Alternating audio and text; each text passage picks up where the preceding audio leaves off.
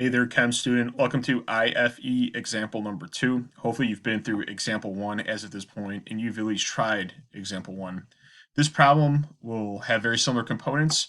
We'll take a new spin with converting temperatures to Kelvin, and I've listed a set of rules here. So here's what we're about to follow. Eliminate constants, fill in givens, which today involves a conversion to Kelvin. We're going to compute this IFE table, and then lastly, make a particle picture. Buckle your seatbelts, and here we go.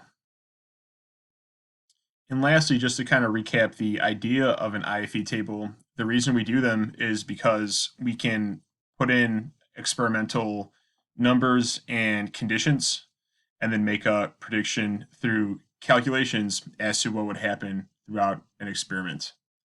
All right, so here's how it reads. A 350 milliliter sample of gas at standard pressure has a temperature of 30 degrees Celsius. What temperature would be needed for the same amount of gas in the same container to have a pressure of 1.25 atms? Remember, the first thing we want to do is find our givens and cut the table in half by eliminating two columns.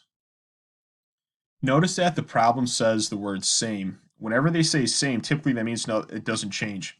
So notice we have the same amount of gas. That refers to the number of particles. What you can go ahead and do is scratch out that entire column.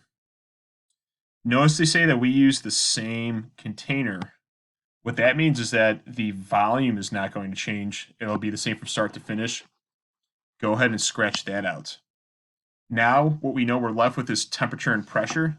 We can go ahead and find the last pieces of information, fill them in, and now make a computation.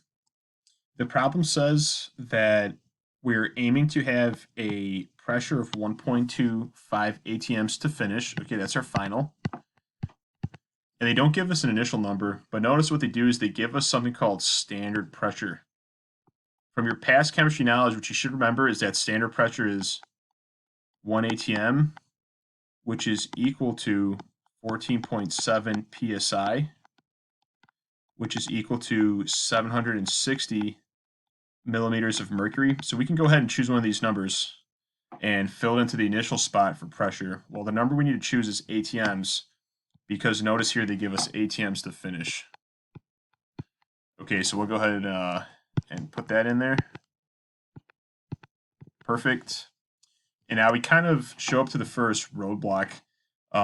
Notice that they tell us that the initial temperature is 30 degrees Celsius, located in this spot.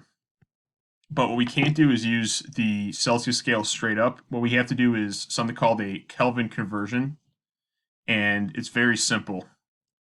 All you do is you take the number in degrees Celsius,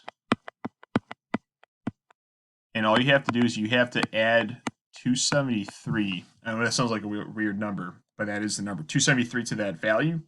And then what you will get is the temperature in Kelvin. Basically, adding 273, what it does is it eliminates negative numbers because you can't have a negative degrees Celsius. And when we do computations in these tables, if you have a negative number anywhere, it messes them up. So this, in essence, prevents that from happening. So I have my trusty calculator here. Let's take 273. We'll add 30 to it, and we'll do the math here in the box so you can see.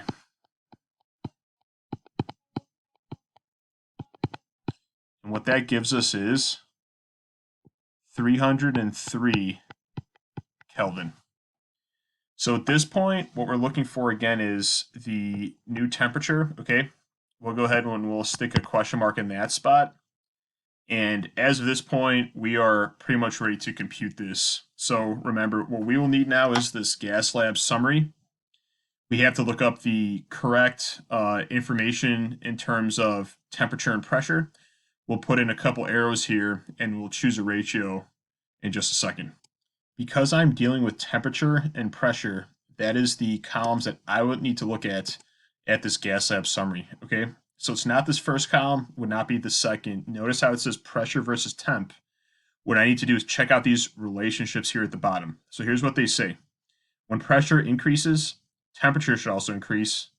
When pressure decreases, temperature also needs to decrease. Remember, this was a direct relationship. It's a straight line. So let's have that frame of mind and let's look at this. What happens to the pressure? Well, it goes from 1 to 1.25. That is an increase. And remember, when one increases, the other must increase also. So we get two upwards arrows. The formula that we need to use, remember, goes like this.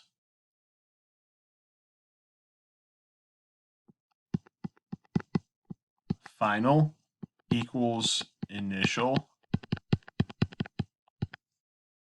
times a ratio. Let's kind of highlight to just refresh where we're pulling this information from again. Final is what you're solving for.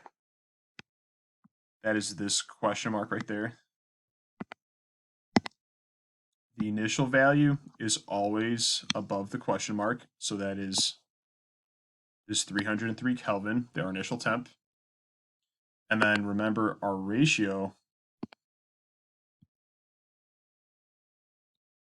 that gets pulled from the column that always has two pieces of information filled in. So let's go ahead and start adding some info here. So here's what we need. Our initial value is, remember, 303, and we have a choice of two ratios that we could have. There is one ratio, it's 1 over 1.25, or we have 1.25 divided by 1. And I have to make a choice now. And I have to choose the ratio that will make 303 Kelvin a larger number. So in this case, it'll be the top-heavy fraction. When the numerator is larger than the denominator, it will make the number you're multiplying it by bigger. If the numerator is smaller than the denominator, it actually makes that number smaller. So we need to choose this one, put it into our ratio spot. So 1.25 divided by 1. And the number that we get at the end of this is 379 Kelvin.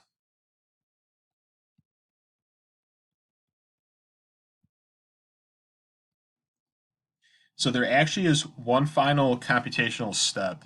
When you solve for temperature, if you convert to Kelvin and the problem is given to you in degrees Celsius, what you actually have to do is convert back to degrees Celsius. So if we look at what we did to convert to Kelvin, we added 273. It's very easy to convert back to Celsius. All you have to do is take this number here, subtract 273 from that number, and then that gives you your answer in degrees Celsius. So let's go ahead and do that. 379 minus this time 273. What that equals it is 106 degrees Celsius. And this now is your final answer. So this pretty much concludes the computation, but as you know, these IFE tables require a particle drawing. Let's go ahead and let's make that. Remember, what we need to do is symbolize volume, the number of particles. So volume is the box size, number of particles is the N equals. Temp is the amount of whooshies per particle, and pressure is the amount of pressure vents that we draw. So as shown here, the box size needs to be the same because volume did not change, that's a constant. The number of particles did not change. Let's go ahead and let's create two equal-sized boxes for initial and final. And let's both give them the same amount of particles. Oh, I can actually redraw that. Make it a little bit smaller.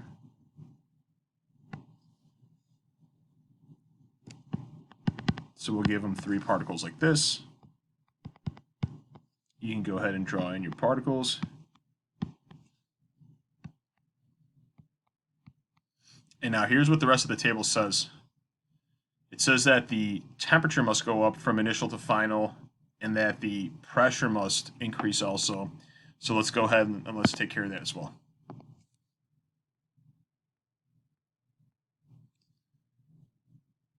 So we'll give every particle one whooshy in this first initial, and we'll say that there's a single pressure vent.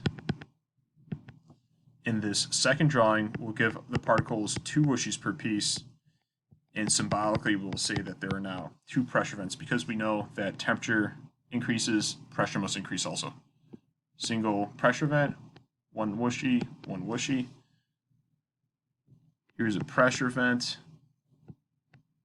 There's another pressure vent, and then a normal whooshy, or a couple of them on this particle. This concludes the drawing. Thank you for staying with me. I know that these problems do take a moment to complete. In my opinion, they are not extremely difficult, as they are kind of tedious. And it's just like riding a bike. Once you kind of get a hang of it, you start saying the same words over again. They repeat themselves, and you get better and better at them as you go. Please remember also when you do these IFE tables that the gas lab summary is extremely helpful. There are graphs to look at. These sample drawings help with the drawings at the end of the IFE tables greatly. And also remember, you need to choose the correct experiment to choose a relationship for, because these arrows get pieced into the bottom of your IFE table as you see right there. I just want to say have a great day, and we'll see you next time.